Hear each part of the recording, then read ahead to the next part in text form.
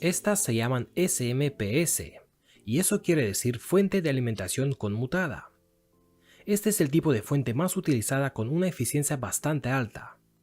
Una SMPS transfiere potencia de AC a DC y convierte las características de voltaje y corriente según sea necesario para un proyecto específico. El tipo opuesto de fuentes son las que utilizan reguladores lineales y transformadores. Estas no son eficientes para nada. Podrían ser muy grandes y también pesar demasiado. Como puedes ver, esta es una fuente conmutada de 10 vatios y solo pesa 50 gramos. Esta es otra fuente conmutada de 30 vatios y pesa unos 100 gramos. Pero ahora esta es una fuente lineal de 18 vatios y pesa alrededor de 4 veces más que las otras. Como otra comparación, esta es la PCB de una fuente conmutada de 360 vatios a 24 voltios y pesa menos de 400 gramos. Y ahora esto es solo el transformador de una fuente lineal de 50 vatios a 12 voltios y pesa el doble, pero es para 7 veces menos potencia. Los costes también son más altos debido a que se necesita más material para fabricar el alambre de cobre y metal. Además, para cargas elevadas necesitaríamos mucho más alambre de cobre y que sea también más grueso. Pero por el otro lado, el circuito de la fuente conmutada es mucho más complejo. Así que, ¿cómo es que estas son más baratas? Tienen más eficiencia, mejor rango de voltaje, menos peso y son cada vez más pequeñas que las fuentes de transformadores y reguladores lineales. Pues en este vídeo te contaré paso a paso cómo funciona una fuente de alimentación conmutada. Miraremos todos los componentes que puedes ver en esta PCB y te explicaré por qué los necesitamos, y de esta manera aprenderemos el proceso de una fuente conmutada. Asegúrate de suscribir y activar la campana de notificaciones. Y también considera apoyarme en Patreon. Así que electrónicos, vamos a empezar.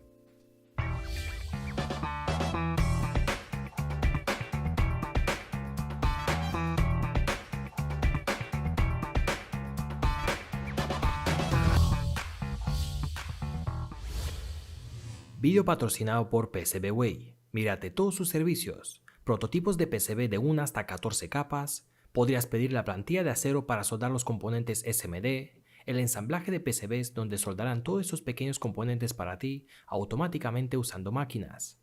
También PCBs flexibles de hasta 8 capas y su nuevo servicio de impresión 3D, moldes por inyección, corte láser de metal y fresado CNC de cualquier pieza 3D en diferentes metales. Así que ves a pcbway.com.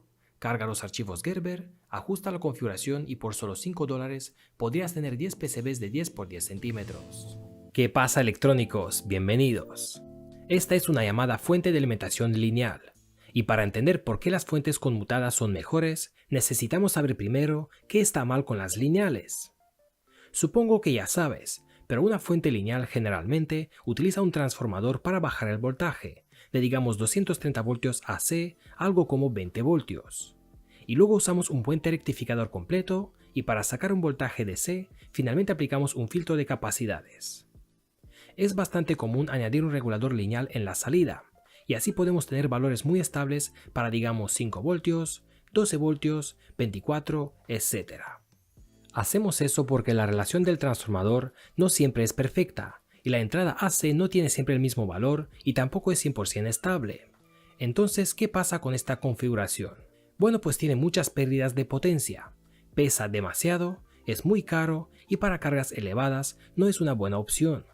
Una parte de la energía se pierde en el transformador y aún más energía se pierde en el regulador, porque como todos saben, los reguladores lineales no son tan eficientes y pierden energía en forma de calor. En primer lugar, estos transformadores funcionan a baja frecuencia, como 50 o 60 Hz, porque esa es la frecuencia que tenemos en los enchufes de nuestro hogar. La impedancia de la bobina es proporcional a la frecuencia y al coeficiente de autoinducción. 50 o 60 Hz es una frecuencia muy baja, así que si la frecuencia es baja, el coeficiente de autoinducción debería ser alto. Y para sacar altos coeficientes de autoinducción, necesitamos utilizar núcleos metálicos y esos pesan mucho. Y al mismo tiempo debemos crear las bobinas con una gran cantidad de bucles. Más peso junto con más bucles, así que más cobre es igual a un transformador pesado, grande y más caro. Más aún, si necesitamos alimentar cargas altas, el alambre de cobre debe ser aún más grueso, obviamente, para poder manejar altas corrientes. Y eso hará que el transformador sea aún más grande, más pesado y que cueste mucho más. Pero por otro lado, la fuente conmutada funciona a frecuencias muy altas, superiores a los 20 kHz. Y es más, esta podría funcionar con señales cuadradas. Las señales cuadradas de frecuencia más alta nos permitirán trabajar con transformadores mucho más pequeños, que pueden pesar mucho menos. Usamos los llamados transformadores de pulsos, que generalmente tienen un núcleo de ferrita, para reducir las pérdidas debidas a las corrientes parásitas. Logramos las señales cuadradas de alta frecuencia con el uso de transistores MOSFET de potencia. Estos funcionan en un modo de conmutación, así que reducimos la potencia disipada.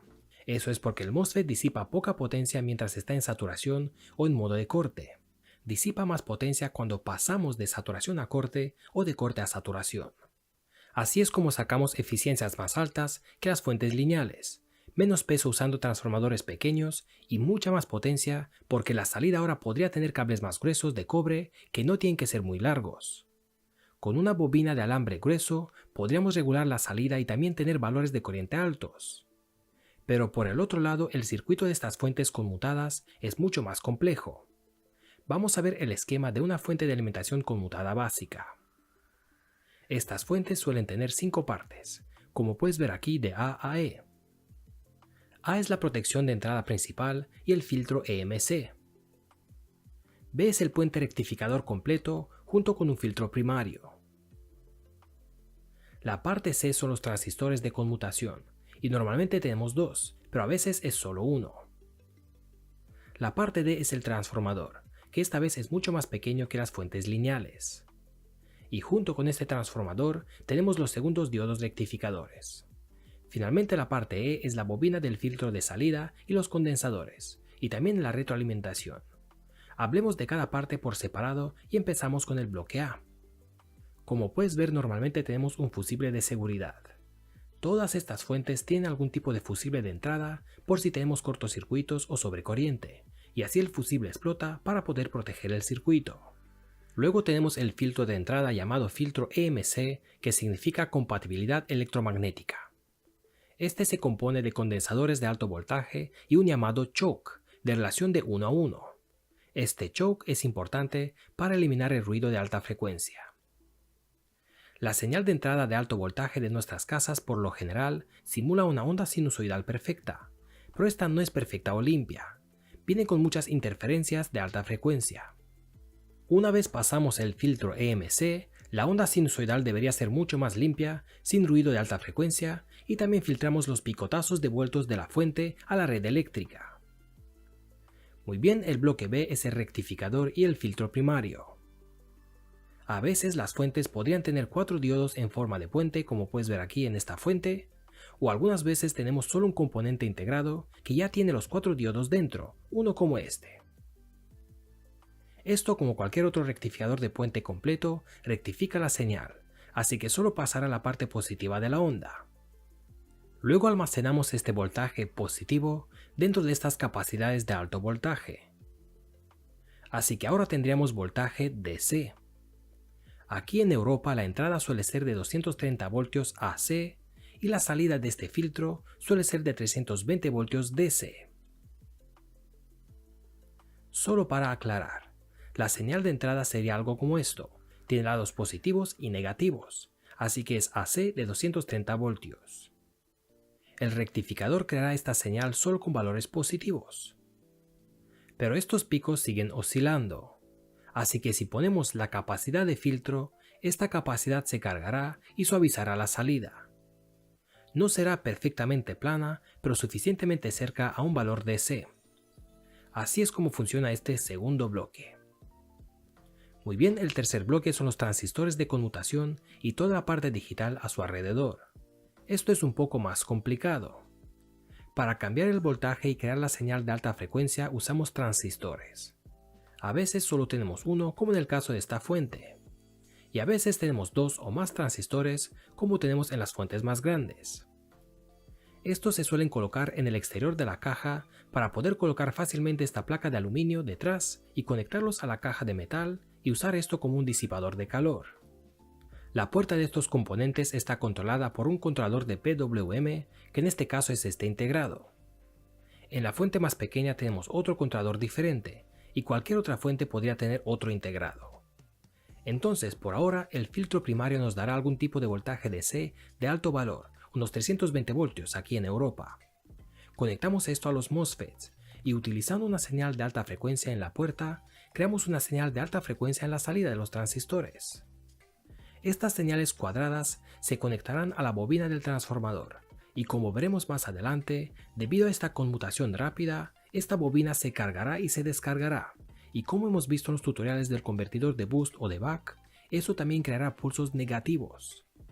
Entonces en realidad saldrá una especie de señal alterna otra vez, pero esta vez de voltaje más bajo, forma cuadrada y frecuencia mucho más alta. Esa es la función del tercer bloque. El cuarto bloque es el transformador y los diodos rectificadores. Estos pueden parecer algunos transistores, pero en realidad son rectificadores Schottky de potencia. Algunas fuentes de baja potencia podrían hacer este trabajo solo con un diodo, no necesitamos nada más. Como puedes ver, esta solo tiene un componente, y esto es otra vez un diodo Schottky doble. Ahora estos pulsos cuadrados rápidos del transformador también están rectificados, pero esta vez usamos un rectificador de medio puente. Recuerda que las señales de los transistores eran algo así, alternando entre valores positivos y negativos debido a que la bobina del transformador se carga y se descarga a altas velocidades. Pero ahora con el rectificador de medio puente nos deshacemos de los pulsos negativos y nos quedamos solo con los positivos. Pero este positivo es variable y se controla con la señal de PWM aplicada a los MOSFETs. Eso es lo que hacemos en el cuarto bloque. Por último, tenemos el filtro secundario compuesto por una bobina y unos condensadores de bajo valor. Estos pueden tener un valor más bajo porque ahora estamos trabajando a frecuencias más altas. Entonces, según esta fórmula, cuanto mayor es la frecuencia, menor podría ser el valor del condensador. La bobina junto con los condensadores crean un filtro LC para suavizar la salida al valor de C requerido. Recuerda que desde la última parte nos quedamos solo con señales cuadradas positivas que aún se alternaban. Entonces si queremos DC, conectamos este filtro en la salida. Y una vez más estos condensadores se cargarán y se descargarán, pero como la señal es suficientemente rápida, no hay tiempo para que se descargue por completo, así que obtenemos un voltaje DC más o menos estable. Todavía tendríamos un poco de rizado de unos pocos milivoltios, pero para algunos electrodomésticos esto es suficientemente bueno. Ahora bien, si queremos una salida constante, debemos tener un feedback desde la salida al controlador de PWM. Para ese feedback usamos un optoacoplador como este componente aquí en la PCB. Verás, por seguridad, debemos separar el lado primario de alto voltaje del lado secundario de bajo voltaje. El transformador ya está haciendo eso, pero si ahora queremos conectar una retroalimentación desde la salida de bajo voltaje al controlador que está controlando los MOSFETs con alto voltaje, aún debemos mantener aislamiento. Así que estos componentes utilizan la luz para enviar señales en lugar de electricidad, así que estamos aislados. El feedback es para mantener siempre el voltaje constante en la salida. Si quieres por ejemplo 12 voltios en la salida y tenemos algunas ondulaciones no deseadas en la señal de entrada, la salida podría aumentar o bajar y no queremos eso. El feedback le dirá al controlador si el voltaje es demasiado alto o bajo y este controlador adaptará la señal de PWM. Al bajar o aumentar el ciclo de trabajo de esta señal, como hemos visto en el tutorial del convertidor de flyback, podemos cambiar el valor de salida para tener siempre el voltaje que queremos. Algunas fuentes también tienen flyback de corriente por seguridad, mediante el uso de una resistencia shunt. Si la fuente da más corriente de la que podría manejar, este feedback informa eso al controlador, y así bajamos la señal para mantener el límite de corriente. Vamos a ver todo este proceso una vez más y todo junto. El primer bloque recibe alta tensión alterna y protege el circuito con un fusible. Luego usando el filtro EMC separamos el ruido de alta frecuencia y tenemos una onda sinusoidal limpia. Pasamos esta señal a través del puente rectificador completo y sacamos la señal rectificada, solo con ondas positivas. Y para crear más o menos voltaje DC, añadimos el filtro con algunos condensadores grandes. Estos se cargarán y así crean voltaje DC. Luego el controlador junto con los MOSFETs cortará este voltaje DC en pulsos rápidos. Estos pulsos, cuando se aplican a la bobina del transformador, comenzarán a crear una señal alterna porque la bobina se cargará y se descargará. Luego aplicamos esta señal al segundo medio puente rectificador y obtenemos una vez más solo voltaje positivo. Cambiamos el valor de este voltaje con la señal de PWM del controlador. Y finalmente, filtramos esto con una bobina y un condensador y sacamos nuestra salida de voltaje DC más baja y constante. El feedback le dirá el valor al controlador con el fin de mantener siempre el voltaje que queremos. Diferentes fuentes podrían tener diferentes componentes. Como puedes ver, esta también es una fuente conmutada, pero tiene más componentes. La grande tiene un segundo transformador más pequeño, probablemente para alimentar la parte digital con menos de 40 voltios. Dado que la parte digital ya está aislada mediante el transformador pequeño, no tenemos la necesidad de un optoacoplador para el feedback. Como puedes ver en esta PCB más grande, no tenemos ningún optoacoplador, o al menos yo no lo puedo ver. Y así es como funciona una fuente básica de alimentación conmutada, y estos fueron todos los bloques básicos que podría tener. Algunas fuentes de mayor rendimiento podrían tener incluso más bloques para la corrección del factor de potencia y todo eso. La fuente de PC, por ejemplo, como esta, suelen tener múltiples valores de salida y más funciones de seguridad. Espero que hayas aprendido algo nuevo y que te guste este vídeo. Y si es así, dale un me gusta, considera suscribirte y activar la campana de notificaciones. Considera también apoyarme en Patreon. Gracias de nuevo y hasta luego, electrónicos. Hey electrónicos, gracias por quedarte conmigo hasta el final de este vídeo. Espero de verdad que te haya gustado y lo más importante para mí, espero que te haya enseñado algo nuevo. También me gustaría dar las gracias a todos los que estáis apoyando este canal en Patreon. De verdad, esa ayuda para mí es muy importante. Además, tendréis un montón de otros enlaces debajo para mi Facebook, Instagram y también mi tienda, donde podrás comprar mis placas, algunas camisetas y más cosas. Y con esto también apoyar mi canal. Así que muchas gracias otra vez y nos vemos en el siguiente vídeo.